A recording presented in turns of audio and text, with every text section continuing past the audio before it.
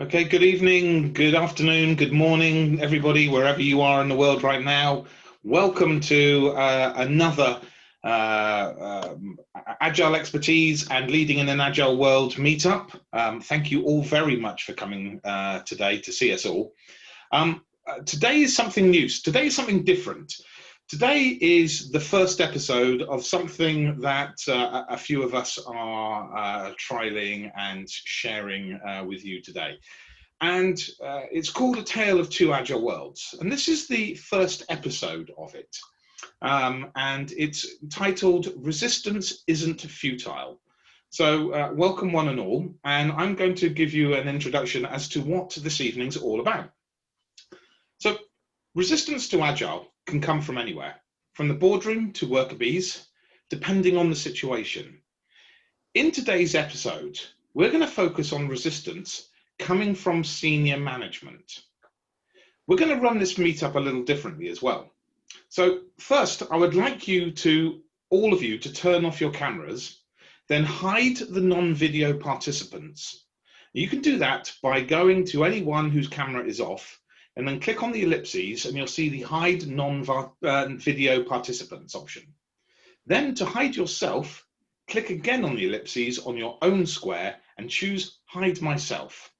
This way, you should only see whoever has the camera on. And at some point, we're going to invite you all to turn your cameras back on again to join in the conversation. In the meantime, while the speakers are talking, we invite you to write down any questions that you may have in the Lean Coffee table. And I believe we're putting that link in the chat now. And there you can enter your questions by typing in the Add New Topic box. Thank you for that, Manway. So I'm now going to invite our first guest for this evening from the US to start our Liberating Structure episode 1 of A Tale of Two Agile Worlds. Manway, over to you. Thank you, Giles. Hi, my name is Manway. You can also call me MW. I've been on this Agile journey for about 20 years. Though my home base is in Silicon Valley, California, I worked in organizations all over the galaxy. The world.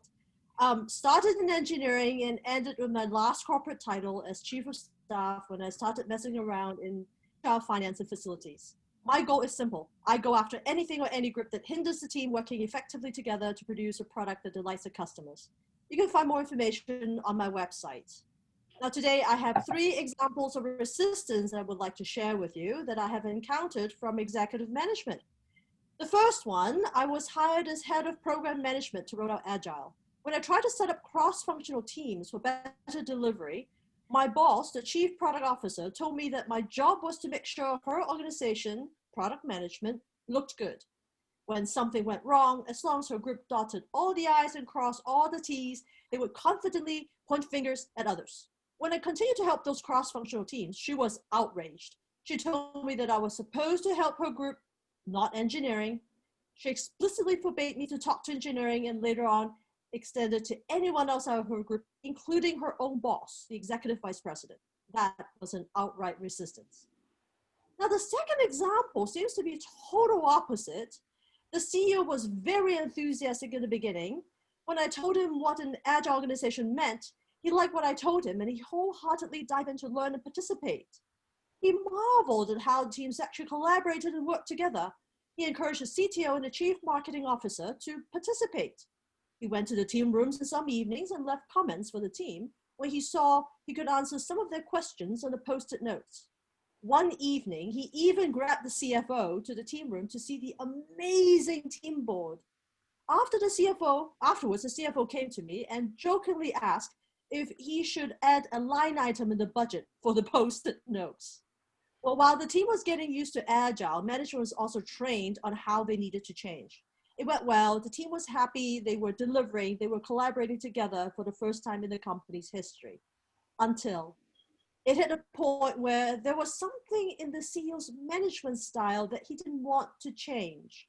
He secretly held a few executive staff meetings and concluded that I had too much power and that they should get the power back. He then told the teams that they should continue with what they were doing, but this agile thing was just not for management. He never went back to the team room again. Now, the third example is a tricky one. He was the head of product development and he never outright said no. He thought agile is a development thing, nothing to do with him. So it would help development, sure. He even gave budget for the teams to be trained in new infrastructure like the continuous integration servers to be put in place. However, his way of management never changed. He never wanted to get his information a certain way. He still managed by fear. He loved to say a little competition does the team good, or the team should be scared that they would be fired if they don't do a good job. His thinking was, as long as things are done quickly in an expensive way, then it's fine. It doesn't matter how things are actually done, so it can be done by an army of droids churning out sausages for all he cares. Now, this is not an outright no, but a passive-aggressive type of resistance. Hey, JF, have you experienced any resistance from senior management before? Yes, I've seen various kinds of resistance over the years. As you can see, I'm currently with the resistance here on the moon on Endor, but I'm going to highlight two examples. But before I do that, let me introduce myself. I am JF. It's short for John Francis, which is my first name. I've been working in Silicon Valley, California for the past 30 years now. And my Agile journey started in 1998 when, as an engineer, I decided to try things that I read about on net news and apply it to my team. The results surprised me, and I've been doing Agile since then, constantly growing and learning. My first example of resistance is what I call, oh, that won't work here syndrome. I was working at an enterprise company and a division that was made up of a newly acquired 15-year-old startup. They weren't doing Agile except for one team. There were 5 other teams and they were doing really bad versions of waterfall. The sole Agile team was a team of people who experienced Agile in their previous jobs and decided to bring it in. They wanted the rest of the other teams to try it out. However, the rest of the folks didn't want to. Our VP even said, that's not how we do things here. That's not how we work. It'll never work here with what we do. Trust us on this one. My second example is what I call reluctant resistance. I was working in a medium-sized startup. It was very agile. Teams were delivering, getting things done. Product teams were definitely empowered, but only up to a point. It wasn't smooth sailing all the time. On certain things, we would get pushback from our senior execs that was definitely anti-agile. For example, they told us to deliver features that our product managers were saying, this doesn't make sense. Our users will not use this.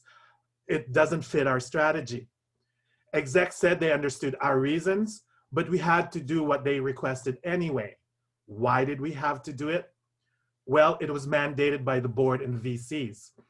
So resistance was coming from outside influences, hence the reluctance. Our execs said to us, this is what the board wants, and they didn't give us any explanations why. As a result of trying to please the board, execs started playing resource Tetris, moving people around so that certain projects could be done, as well as other projects on the roadmap. There was no way we could build sustained teams. So Shital, have you seen any resistance from senior management? Oh my God, thank you, JF. I really have seen 2 good examples. One from Munway, the don't care how things get done, but also that decentralization of decision making.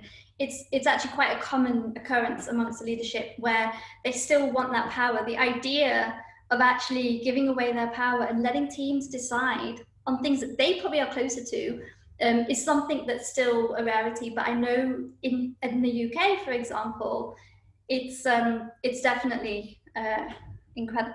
It's definitely getting better, should I say. So anyway, for those of you who don't know me, I'm Sital. For those of you who do, it's hi, good to see you again. As you know, I'm Sital and I'm a founder of Agile World. And I've been in the Agile space for the best part of 20 years. Started off as a developer and worked my way through the different rankings. And now here I am running my own consultancy. So to give you that second example, JF, your example on pushback, I actually had pushback from senior leadership because they were so used to having full-blown requirements. And in the Agile space, what we do is we write user stories. And in this instance, they didn't understand what a user story was. So that was an interesting pushback example. But to give you my examples, we've had I'll give you two examples of leadership resistance that we've had.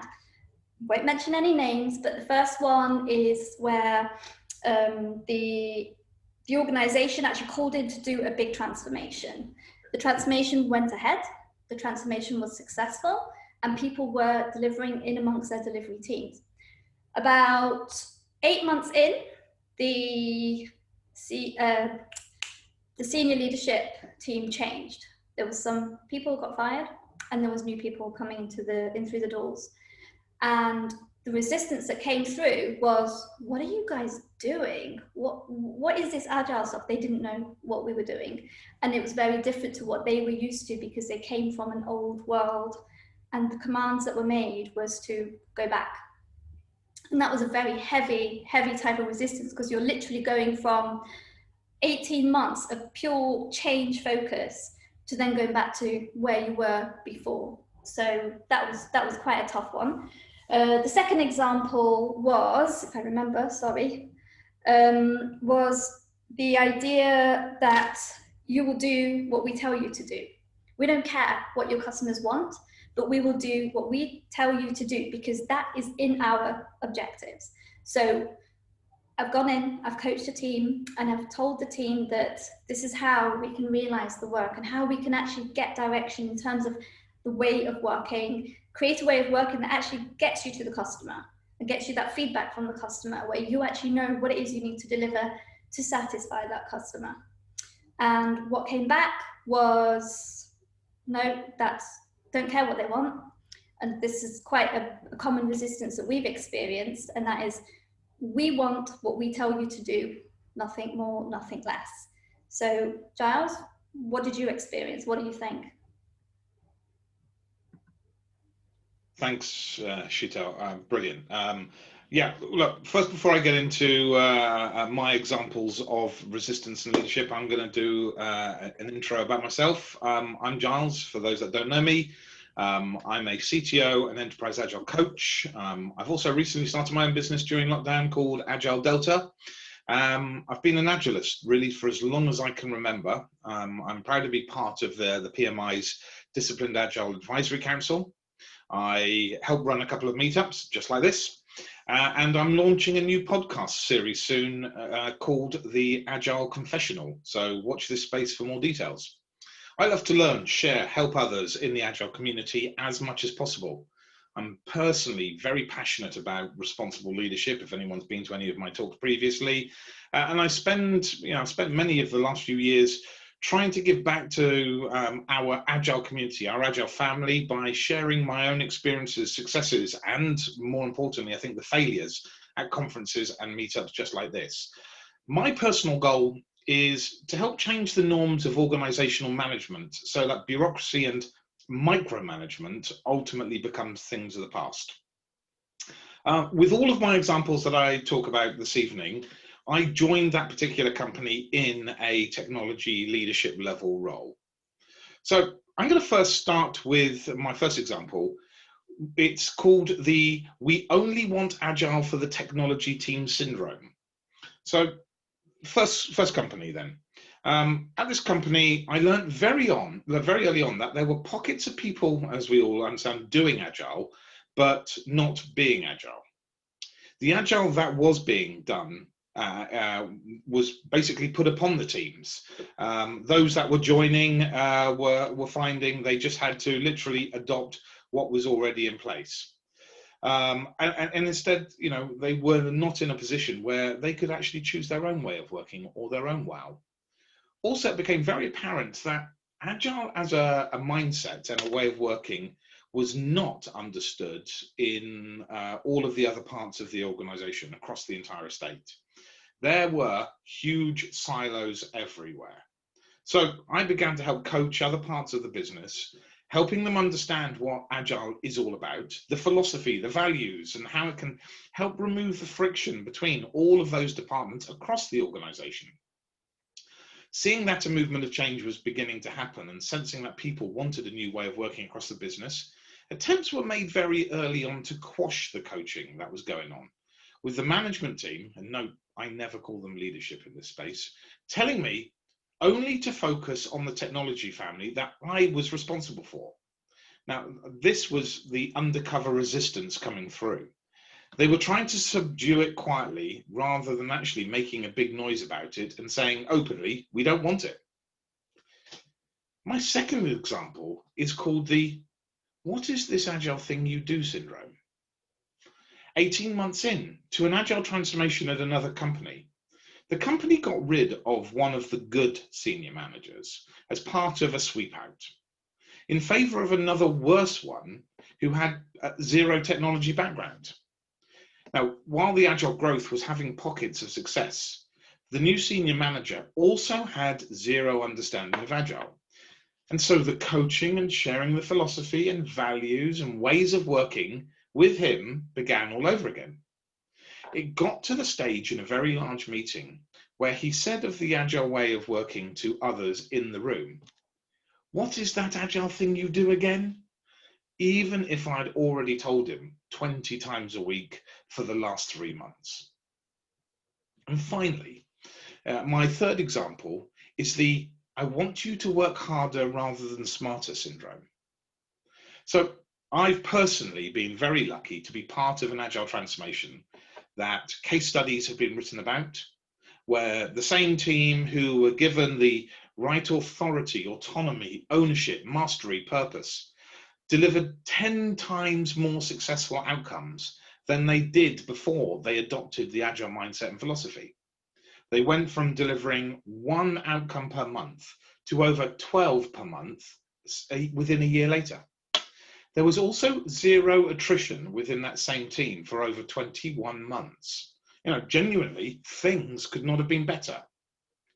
That was until the CEO, who for whatever reason had a huge personal resistance to the agile approach, got rid of the CIO and the CPO in a very short time frame, essentially replacing them with yes people.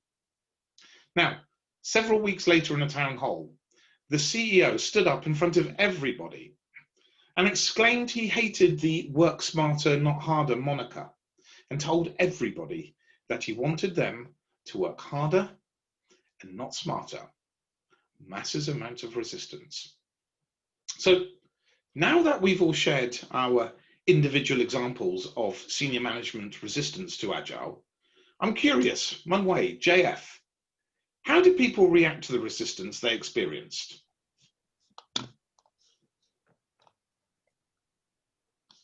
Good question, Giles. Let's see. So for my CPO example, the people in the company saw this executive as highly political and only cared that she looked good, and she didn't mind throwing mud at other groups to achieve it. So some people in her group cringed and wanted to get away from her. I was one of them.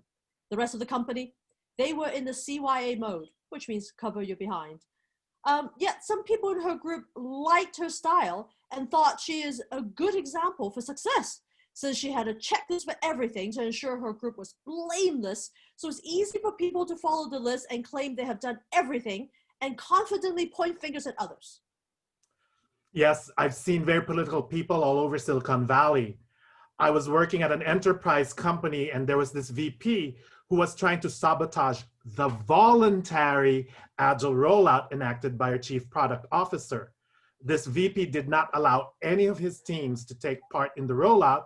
Our CPO had to step in at one point and bluntly told the VP he could do whatever he wanted so long as he did not undermine the other business units that wanted to go agile.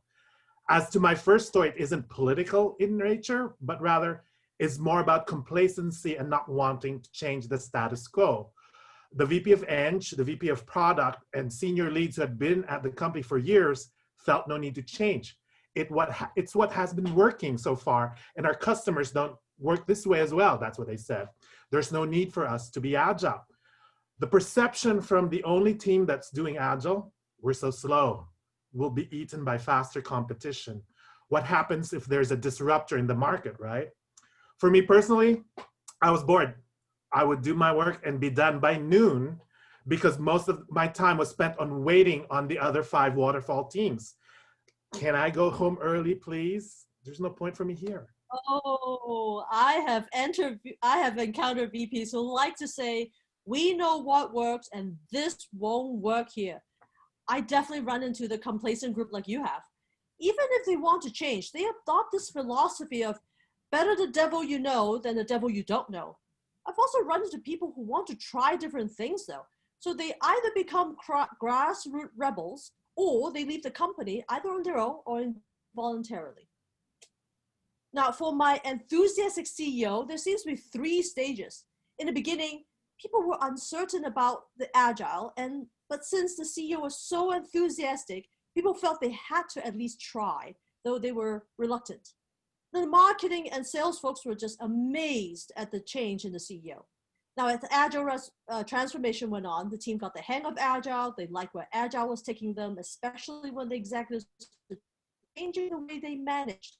However, it reached a point where the executives were required to change more than they could stomach, and they pulled the plug. And at that point, engineering folks became upset. A number of the most valued engineers left the company, and there was an exodus.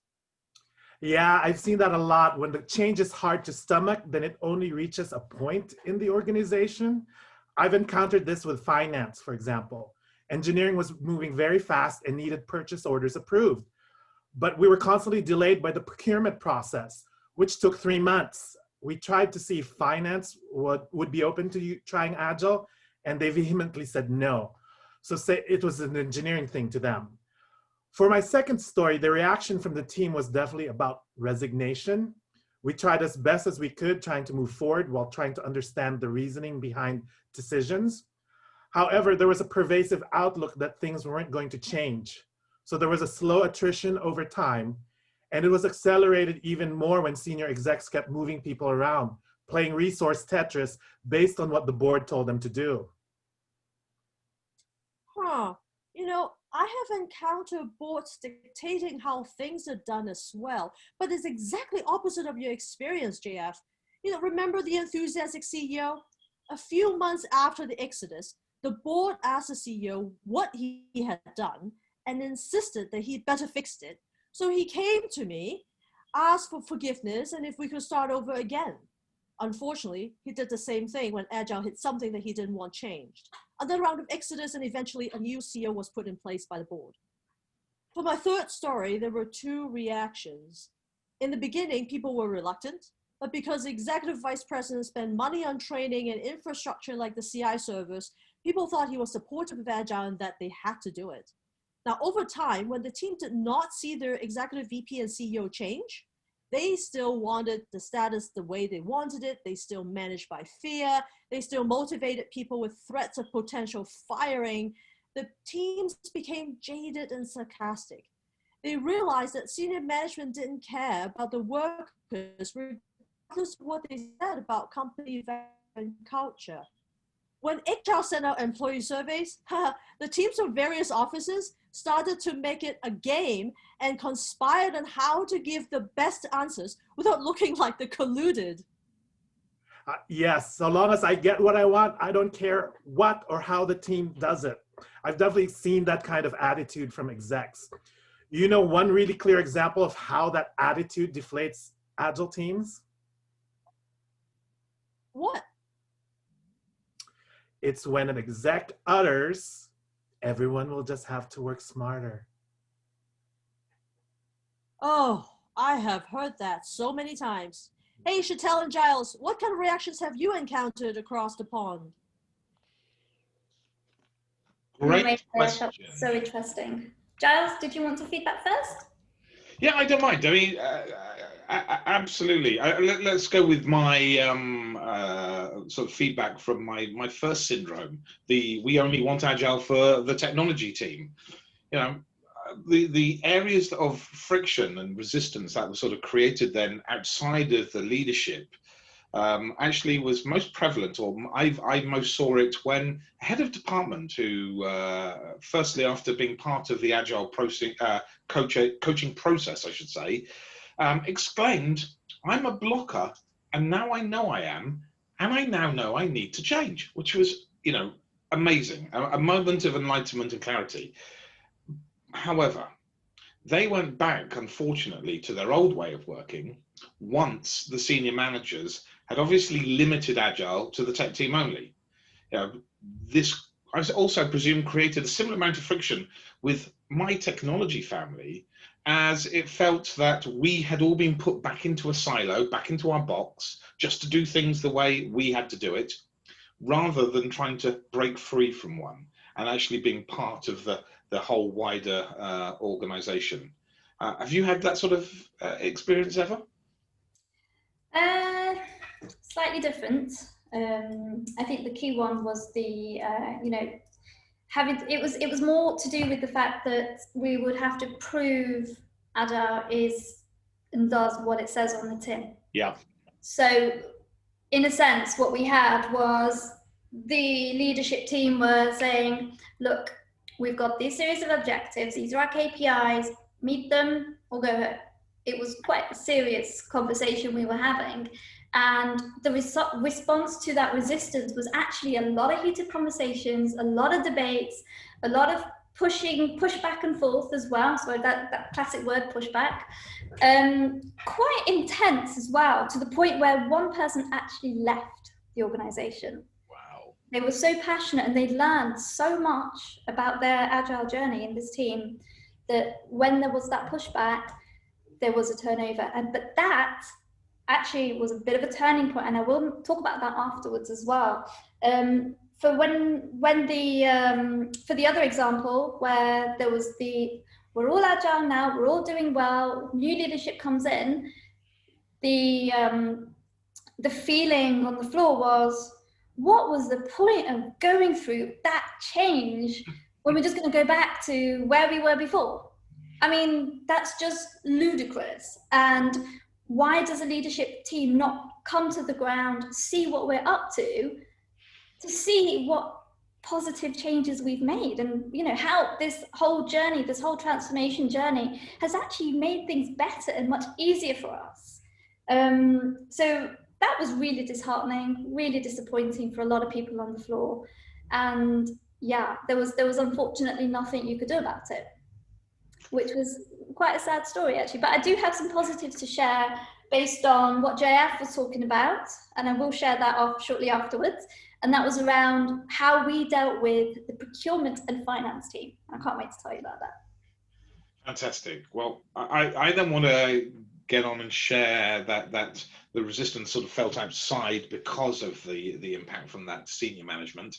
And going back to my what is that Agile thing you do syndrome, it got to the point that sort of the managers outside of the technology team who this new senior manager had worked with before, it's kind of like advisory group in some ways, yeah. were the only ones advising him how to do Agile. This is lunacy, right? Especially when these people had only sort of picked it up, read it in a book, looked at a magazine, possibly read a website, and that was it. And instead of him actually coming to the people who had actually been hired within the organization to lead the Agile change, look, anyone can truly understand that's going to cause huge amounts of friction. Yeah, it's like, who are you to come into my world when I've been here 10 years and you're telling me how I should be doing my job? Right. It can cause problems. It does.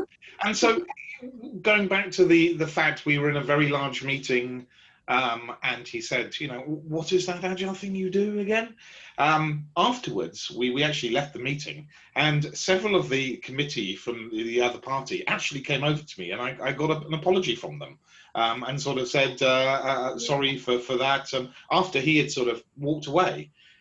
Needless to say, the lesson here is, less than 6 months later, he was no longer a senior manager. Wow, good. I think. Yeah, I hope so too. Sorry, he or she, sorry, but yeah. Have you had that type of resistance from that type of world? Again, yes. There was one episode where I had to describe estimations to a senior leadership team, and the conversation was between estimating in time and days versus in capacity. And oh my God, it was such a painful conversation, to the point, I don't know if anyone knows this feeling where you just feel yourself warming up because you can't get the message across. And it was quite a difficult, and that was a lot of resistance. It's like, well, no, we don't measure that way because that means nothing. And it just wasn't clicking. And yeah, that was, yeah, a very interesting time. But to the point, what happened is he did change. Oh. This was good news, he did change. So I said to him, okay, leave what you know right now, just at the door, come in and do these workshops with us so you can understand it a little bit better. On the other side of the workshop, he's like, yeah, I can see this working now, and I can see how it doesn't put pressure on the teams. It's just like, thank you. Facepalm moment. Yeah, absolutely. Yeah. Look, I certainly have, and I think a very similar facepalm moment comes then obviously from my third syndrome, the I want you to work harder rather than smarter one, and that true resistance. I know that came from it. You know, after the CEO had removed the CIO and the CPO from the organization, and as I mentioned, they were sort of replaced with these yes people. It created the right amount of friction, let's use the word we're using, type resistance, that ultimately led to an agile sweep out that took place in the organization, sadly.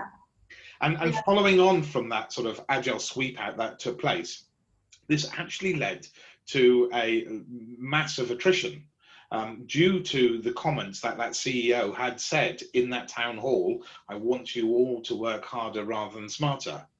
Needless to say, several mid-senior people resigned the day after he said it. Yeah. It's amazing how the smallest piece of information can have the largest impact.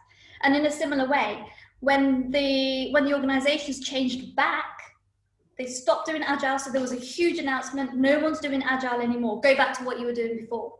And it was such a powerful message that rippled across the organization.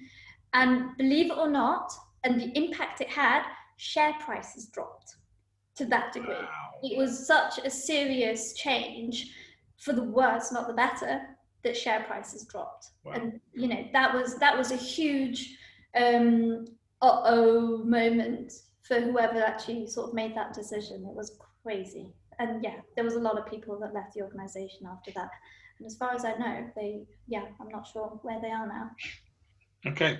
Well, look, thank you for sharing then, obviously, the resistance that then comes as a byproduct from obviously the senior management. And now that we have both the US and UK viewpoints discussed, I wonder if the underlying reasons behind the resistance that we've heard about tonight are ubiquitous, or if the problems are divergent across the pond.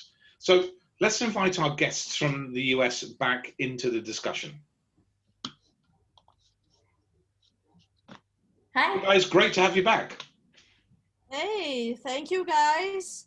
Hey, you know, after listening to the examples from the US and UK, it seems to me that most of the examples show that senior management are chasing politically motivated outcomes, you know, power status, empire building. It seems that all come from pride and ego, and regardless of ethnicity, nationality, or geography.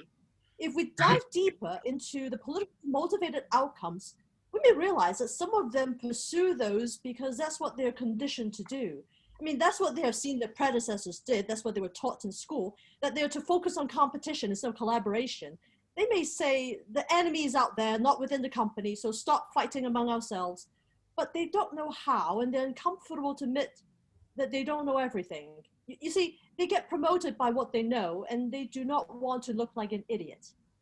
But I've also seen incompetent senior management get the promotions by playing politics well. They're afraid that people would find out that they're not competent. They would rather play politics than improve their competency because they're afraid people see their weakness and would exploit it.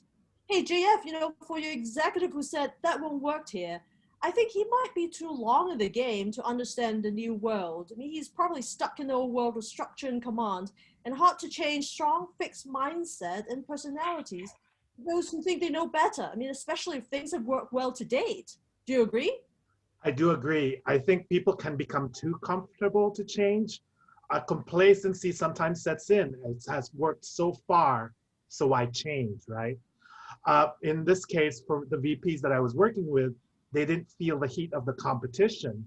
But my question is, why wait for a disruptor like, Blockbuster versus Netflix to feel that kind of heat? My second example, the resistance came from the board and not senior execs. The execs were agile, but their hands were tied, right? So the board was driven by different outcomes that may be motivated by other reasons. The board's direction was different than where the company wanted to go to.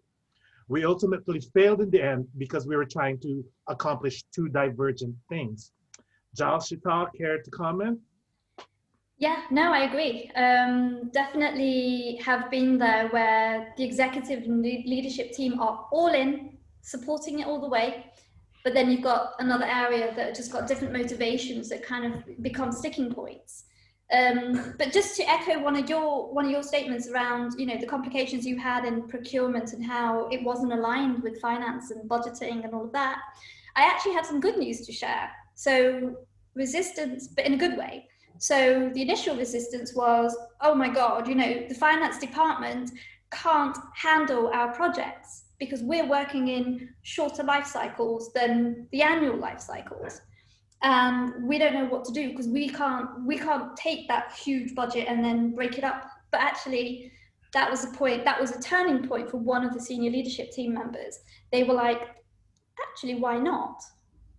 And what came out of that was something really exciting. And that was called, they called it big room planning, but I'd actually call it the apprentice, or what's the other one? Was it the apprentice? Like the TV show? Where you pitch your business, yeah. No, Dragon's Den, sorry. I was trying to get which one it was. Oh, it's called Shark Tank here in the US. Yes, so like Shark Tank and like Dragon's Den, what they did was actually pull together all the teams and made them pitch for the work that they were going to do for the next 12 weeks and tell the leadership team exactly how much they needed. And the leadership team actually pushed for those to be signed off. And winning projects, they won their bids, they won their pitches, and then the loser ones would have to go back and rethink their projects on the fly to come back and re-win their budget. So it's almost like you're making your teams work a little bit harder, but smarter instead. So actually, we had some good outcomes from that perspective as well. So it's a really, really positive example there. Charles? Fantastic. Look, great that all of a sudden, after hearing so much of the sort of the negativity, we start talking about the positivity that comes with it. But I agree with Manwei a lot from the examples between the US and the UK, and the fact that actually it does seem the majority of those examples show the senior management are chasing somehow politically motivated or some financial outcome, power, status building, etc., etc. Now, agile adoption's failure stories are abundant. We've heard from all four of us here this evening, and hopefully we'll hear from some of the participants shortly. Especially in those larger organizations where change is harder, some of the things that Shita was just saying about. There are many vague reasons and lame excuses as well that we often hear. Our culture doesn't support this change initiative. I mean, that's one we often hear, right? Our leadership won't adopt the agile mindset. Our change order process can't integrate with an agile process. I mean, that's another one I've heard. It's ridiculous, and so on and so forth, right? It's down to us, I think, and it's our responsibility as these agile leaders and agile change agents, if you like, to actually overcome these things. We've got to overcome those instances where organizations wrongly claim to be agile, where, as I think JF was mentioning, where it's just for the software teams only, where the involvement of even the senior middle management, the command and control gang, those who feel that they've got a loud voice in the game but have zero authority and autonomy to make any change, and then ultimately, as we've heard most about, that leadership that just for whatever reason are just stuck in their fixed traditional ways and aren't willing to change. May I interject here? Sorry, because to respond to what Giles just said, I do see that a lot as well. and as Agilists trying to change organizations, there's a point where you hit a wall. And sometimes that wall is not necessarily breakable, right? So for example, in my example, I was at this one startup. The CEO loved Agile in the sense that we were starting to deliver, and I got the teams going from releasing once a quarter to every 2 days in a span of 2 years, right? However, at some point he started to get tired of me. Why? Because whenever he would propose something, I would say, great, here's your priorities.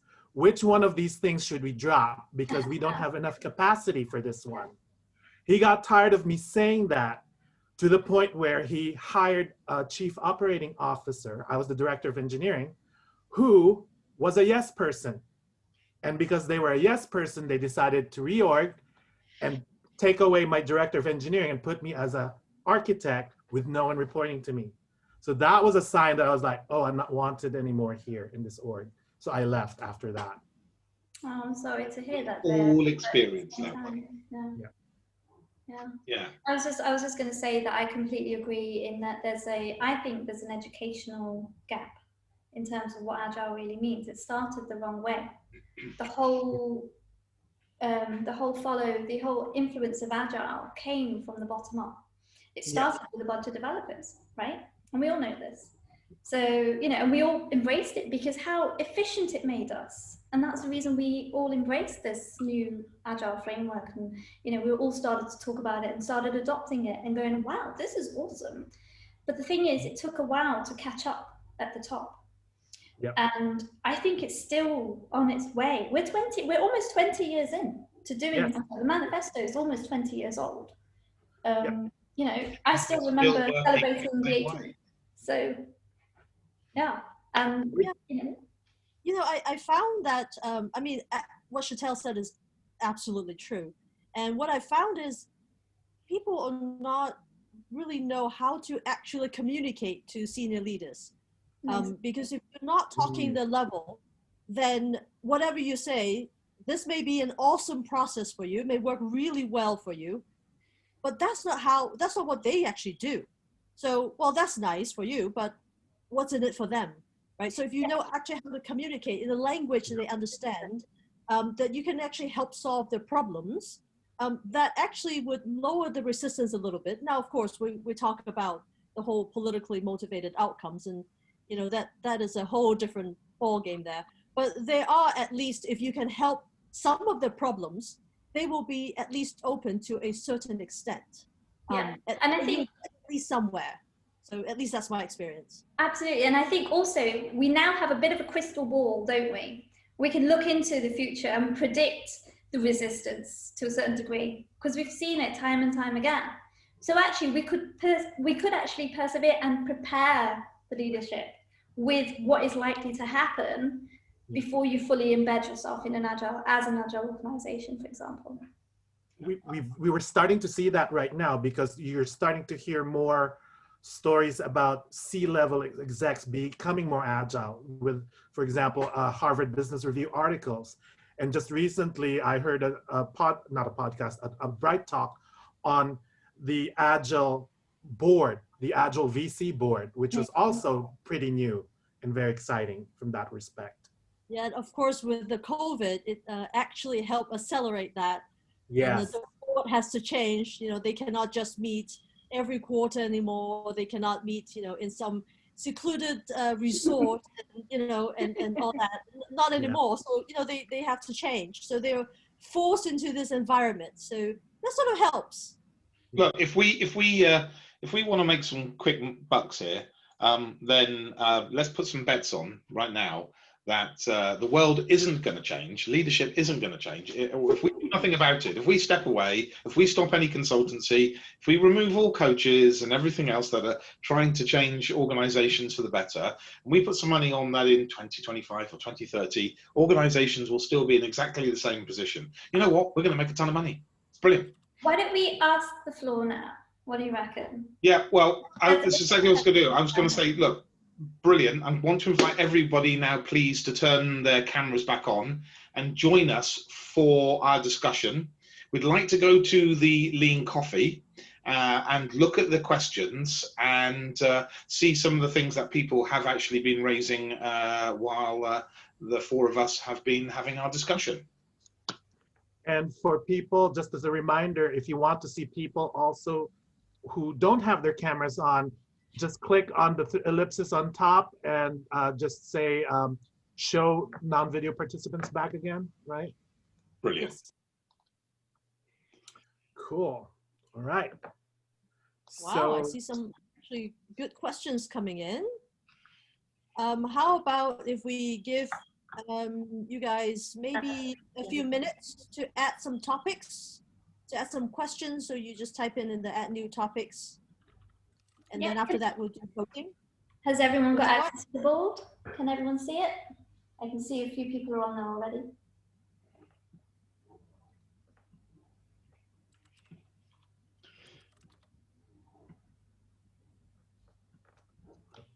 people on the board. There we go. Oh, I'm seeing people already vote. That's nice. That is nice. So, oh, there's a few more coming in.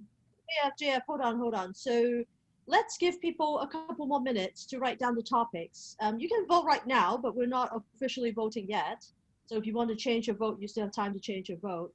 Now remember, you only have 3 votes. So use them wisely. If there's a topic you really want, of course, you're very welcome to put all 3 votes in that particular topic. But let's give another minute to write to have any topics.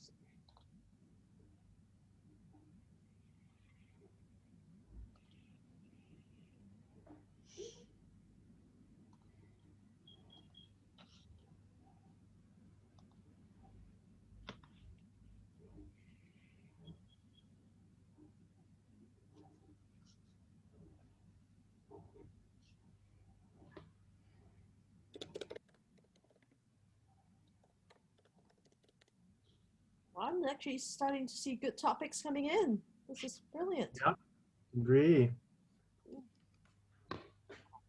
Oh, cool. So if you are still typing, finish typing out the last topic, and then we will start the voting. Ooh, that is very nice. Look at that.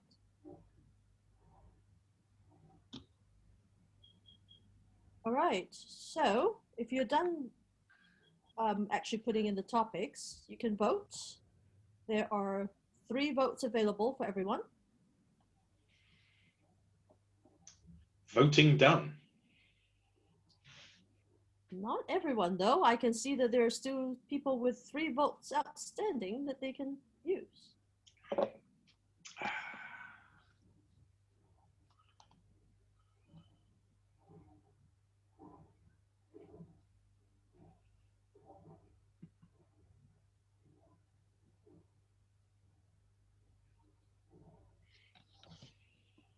Right. All right, I think a couple more votes.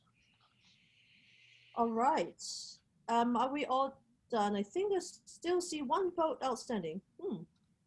All right, I guess you don't want to use that vote then, which is fine. Okay. All right, let's move into discussion, shall we? Let's see, start discussion. Very meaty topic, the first 2. I know, Jane, can you move it to discussing? It doesn't seem to work on my, Okay. my mouse want to work. I will start with the one with the most votes. Sorry? Do we start with the one with the most votes? Yes, that's what I'm doing. JF is actually going to move the topic into the discussing column. So you should actually see, see 3 columns to discuss, discussing, and discuss. Right. I'm moving it. How many minutes should we allocate for this? 3 minutes? 4? 5? 3 minutes. I think we get 3 minutes per discussion with all the discussions we got. Let's go. It's beginning. How to include CFO in the Agile transformation. I have horror stories about accountants combing Jira to assign CapEx, OpEx to each story. Been there. Oh my goodness. Yeah. Wow. Wow. I can take this question if you want, because I actually have dealt with CFOs.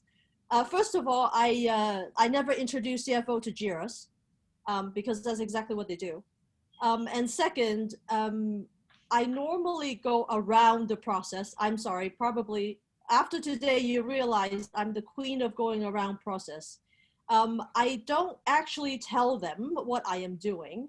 I normally just change it within their process. So if they have the annual budget cycle to plan for the next year, we will do that.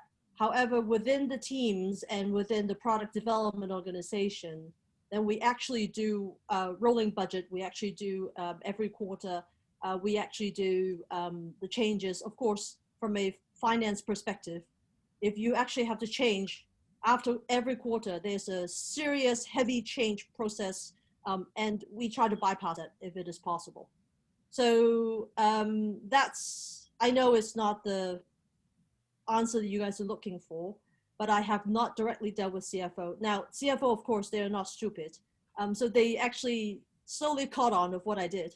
And so they pulled me aside and asked me, so what were you doing in the product development organization? Because they seem to have this thing. And once I told them, they sort of pay attention. They were very curious. The reason it can't be done is because the executive vice president normally have a huge pool of budget.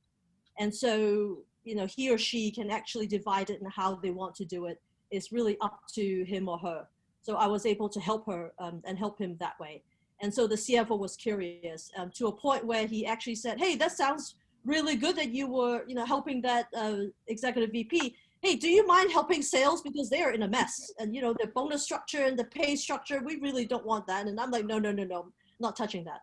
But anyway, so that's my experience, because once you deal with CFO, meaning finances, and touching people's livelihood, there's a lot of politics going on, and I just kind of leave it. So I don't know about the rest of you.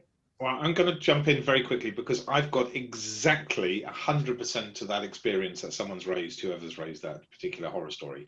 I have had the need and been asked by previous CFOs while I've been a director or a CTO to actually add in CapEx and OpEx flags into JIRA because of the time tracking that actually takes place in JIRA, so that they can actually come back and do the ratification of that. And it is horrendous. And I can see Marcos is thumb in the air, finger in the air going, yeah, and I've experienced exactly that. And there's nothing you can do apart from change the budgeting process, change it to possibly a funding model instead of something which actually requires timesheets to somehow align back to the actual CapEx OpEx model for that organization. Yep. Horror. Time's up, by the way. We finished. Do people want to continue this discussion and the topic, or no preference, go either way? If you're on the lean coffee, you can put your vote in. It's a tie. Right. Well, we've also got one in the end topic. No preference, so we'll extend it by another 3 minutes. Oh, we've got 4 for no preference. Okay, so can I just step in now? Yep. I did something quite radical. And what we did was actually invite the CFO to our product discovery sessions. So what that meant was that we were bringing the financial head and the costings head into the room when we were actually planning for the actual full product delivery process, I suppose. And that was a bit of a game changer, because that CFO then wanted to understand a bit more. So we were open to actually inviting them to demonstrations, for example, so they could see what was really happening and what the team actually needed to support them in terms of moving forward as well. So that's my story. So invite them to your product discovery. Brilliant. Or your retros or your demos. Let them see what you're up to. Let them see where the money's going.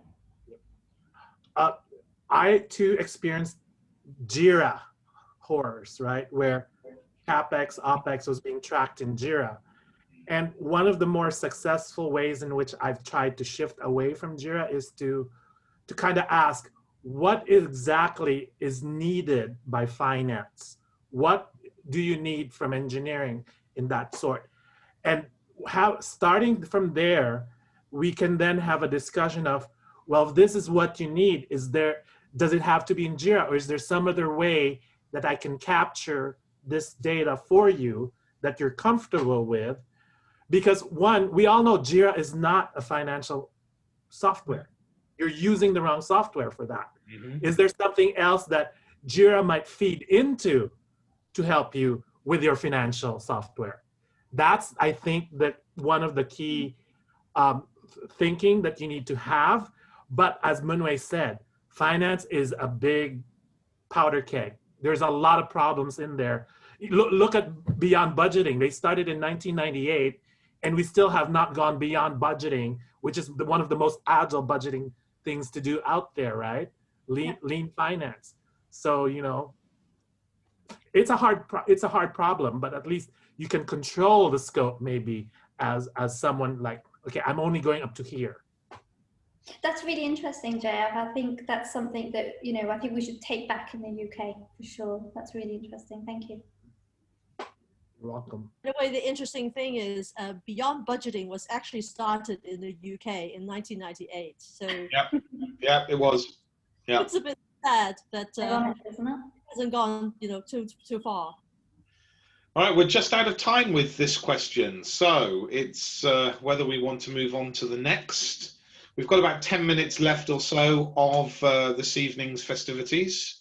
So would we like to continue discussing this topic? No preference, or end it? Looks like most people want to end the topic.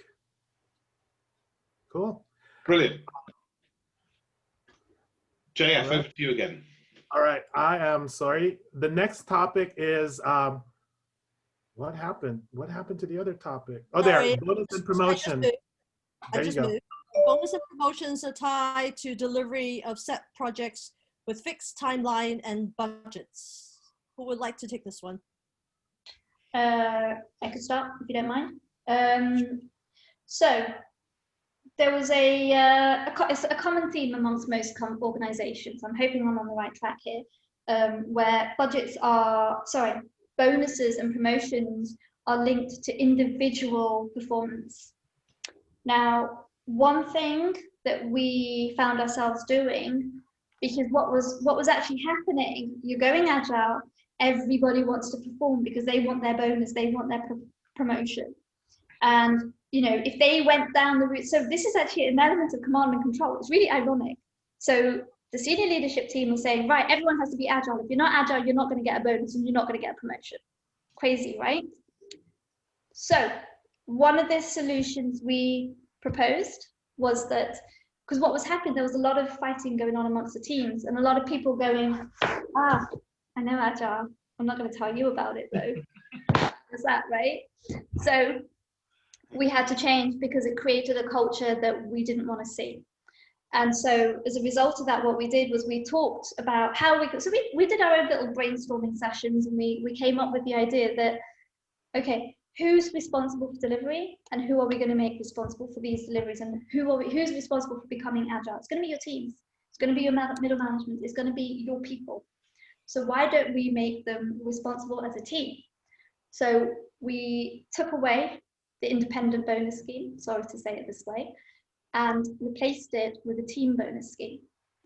And the impact that had, again, really profound in a positive way yet again, was that teams started to work together because they had no choice but to work together. So oddly, an element of command and control still, but sometimes these things can work for the better. But yeah, unfortunately, there was this kind of cultural shift that happened, and we didn't want to see that kind of cultural shift occur. So we had to then take that. But then ironically, it still didn't quite solve the problem, because then the team started to compete with each other. So it wasn't quite the perfect thing.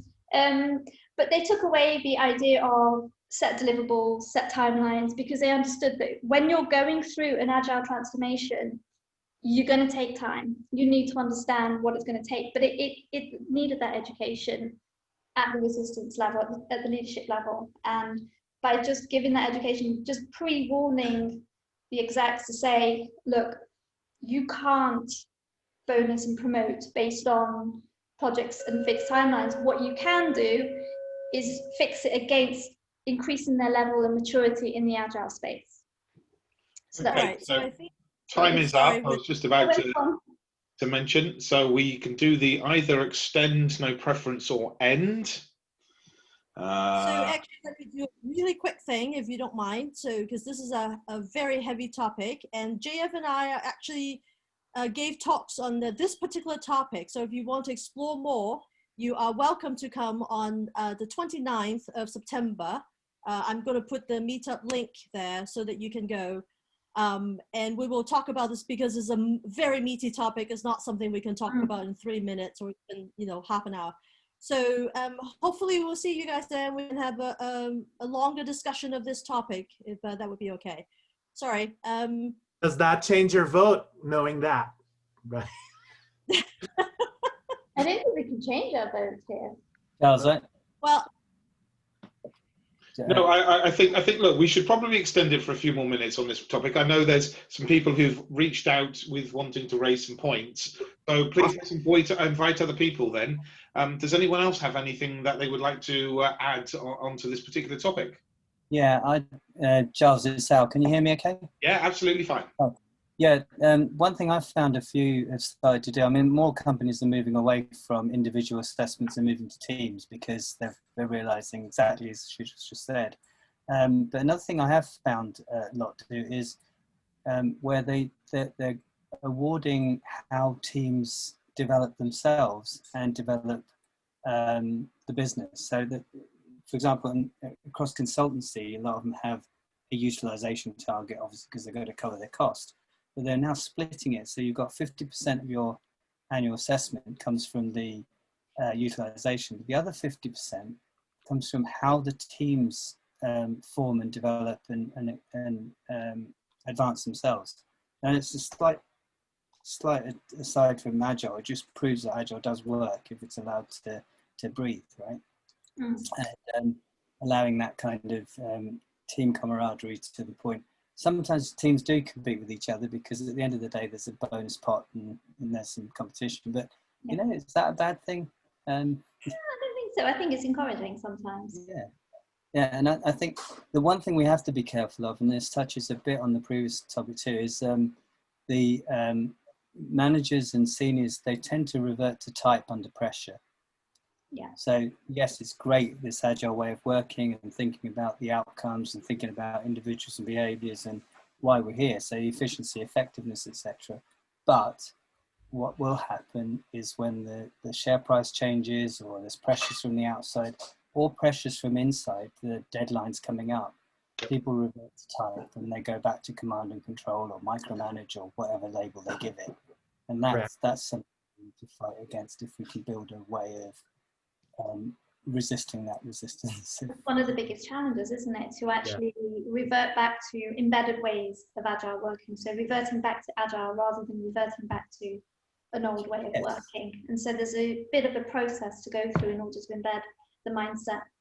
Absolutely, and to the last point is about the mindset. Is I think quite often what we tend to do is we teach people practices, and so we teach the leadership what practices are going on and how agile forms or what it manifests like, but we don't focus enough on the mindset and the behaviors and the reasons, the rationale behind this way of thinking.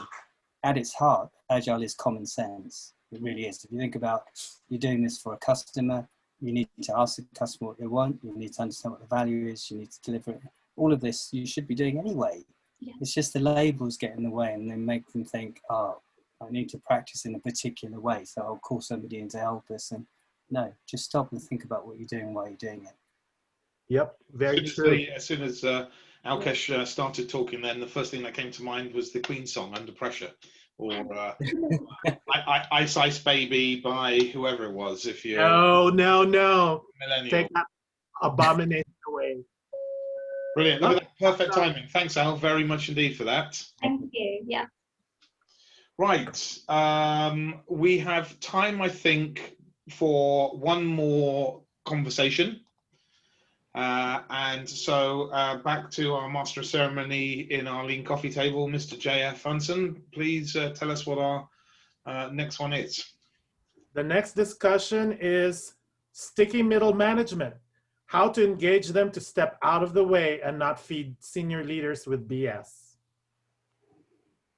Good stuff. All right. Right. Who wants to start? I can pick. I'll fire them. I know it's a bit of a flippant comment, but let's get rid of them. Yeah, the thing I think about with this is the jobs that they're worried about, because the sticky middle management I've experienced has mostly been they're scared. Yes. The more that the teams are making decisions themselves, the less they've got responsibility. The more the seniors are now understanding what's happening, and they're not diluting messages, they're actually giving it directly to the teams needing to do the work. Oh, hello? No, we're still there. We're still here. So the less they have to do, and so they're worried about their futures. But instead of seeing the writing on the wall and changing their roles, they're panicking into being blockers and being resistance and feeding up the tree that look, this stuff doesn't work because had we not given decision-making rights to these idiots at the floor, then we wouldn't be in this mess type conversations, and that's a problem. I think jobs that they're doing today didn't exist 10 years ago. Jobs that are in 10 years from now, we haven't even thought about yet. So they need to get with the program and understand what they can contribute to back to the mission and the vision of the company, rather than trying to survive, because trying to survive is just futile. Yeah, it's like they're clutching at straws, aren't they? Because they're actually being controlled by fear almost. Yes. Very much so. Actually, that's where they're probably putting their own positions in a vulnerable place. When actually what they could do is embrace the way you do Agile and go, okay, this is interesting. How can I get involved? What can I do to support the team? What can I do to keep them moving along? Where can it's almost a little bit like the Scrum Master role, but not quite. But again, it's the level of authority that gets disconnected, doesn't it? And that's where the fear comes in. And the other one with that, yeah, absolutely right, Shit. And the other one with that is ego. A lot of managers survive because they have this ego status that they are a manager. And in our world, you leave egos at the door. You just get the outcome done. And you're almost hidden by the fact that you've developed and helped the team to get somewhere. Like the Scrum Master's goal is to make themselves redundant. It's that kind of mentality that the managers just don't get. Can I add a quick stat into this, just as this particular question, the time runs out. I read a great statistic the other day that 60% of our 11-year-olds today will be doing a job that we haven't even created yet. And therefore, there is going to be huge amounts of change, not only are for the people within the teams, but to those people where that evolution changes at the middle management space, and all the way, hopefully, through to that senior management, ultimately becoming that senior leadership team. So that's an interesting stat. Now, okay, it's a UK stat, but it probably does apply a lot broader than just the United Kingdom. Global. Absolutely. Yes, very much so. Very much so. And I think there's also, like I said, I think we're going to be doing some topics around, what a new leader looks like. And that is, I'm not pitching right now, so no room for pitching here, but, there's going to be a new era of leadership coming into play, and it is coming into play. And I'm really excited about that. Yeah. But you also have to remember, though, that there's a little bit of historical context here and why this is a problem. When Agile first came out, it was all about the team, and it was all about self-organizing, and there was very little literature on things about management. And I even remember people like not Kent Beck, but like one of the founders of Scrum, Jeff Sutherland. Ken Schwaber, Jeff Sutherland. Ken Schwaber. I got trained by Ken Schwaber. he was very, shall we say, militaristic with some of his sayings, right? Where he would say, yeah, at this point, you don't need middle management. I'm like, no, that's not how organizations work, right? This was very radical back then, right? And so there's a little bit of that baggage. However, I'm happy to say that baggage has been picked up because we've seen a number of people talk about how you manage in an agile world. And that's what's missing a lot in these rollouts. People think usually about the team and forget about including middle management into these rollouts. Well, this is a conclusion, isn't it? But middle management have been forgotten. Yeah. They have. That reminds me, guys, actually, long before Agile, there's a story about a tomato making factory or packing factory in the States that then ended up being one of the biggest in the world. And there's a Harvard Review paper. If you get a chance to look on HBR and look up, start by sacking all the managers. That's what it's called. Wow. Start by sacking the managers. It's the most amazing paper. It just shows you how self-organizing, self-managing teams and how they on average get paid significantly more than the rest of the industry, purely because the third of the salary bill has been got rid of by getting rid of the managers who simply just pass messages down the tree, if you think about it. Yeah, that's exactly. There's a nice image I've got in my head that there's like a caricature around that, isn't there? That shows management on the top, and then the senior leadership, the middle management, the workers, and then the lower ends. It's quite a funny one. And all it does is just dilute the messages, and the people quite often you ask the individuals at the bottom what they're doing, why they're doing it, and they're like, I don't know what it fits into. It's because they've been fed the not quite mushroom technology, kept in the dark and fed bullshit. It's more around kind of missing items out of the message because, the direction probably made sense in the rationale, but all they do is just dilute that and pass it down, and they cost a lot. For every this article says for every 10 people you have a manager. That means for 1,000 people company you've got 111 people, which is very expensive resource. Yeah. JF has actually shared the link, so thank you, JF. And I'm going to start wrapping up. I actually want to say many thanks to everybody that's come here this evening. I genuinely want to say my feedback is we share so many of the same challenges that was uncovered throughout this evening. The amazing stories from Munway and JF as well. Sheetal, thank you for being my partner here in the UK this evening and this afternoon and this morning, dependent on wherever you are in the world. Again, thank you to Expertise Recruitment as ever for sponsoring. Thank you to Leading in an Agile World.